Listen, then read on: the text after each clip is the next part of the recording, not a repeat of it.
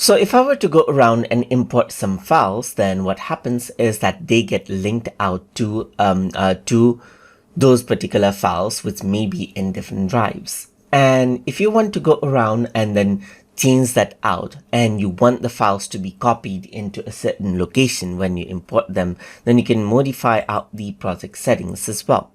So to do that, I'm going to go around over here in modify, and I can get the project settings right here. And over here you can see that right now the import material settings is on keep in original place. But the problem with this is that if I were to go around and change the file location and something, then there may be some linking errors. So especially when you import out files from different locations, you may want to go around and keep your option to copy to project right here.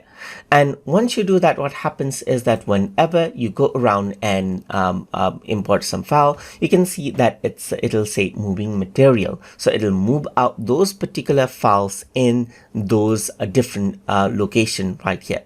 So if I were to go around and open up, you can see that over here now all of the video files right here have been copied out in a local location right here in the resources, as you can see. So even if you were to go around and change the file name of the original file, or if you were to move those files, nothing will happen to the videos right here.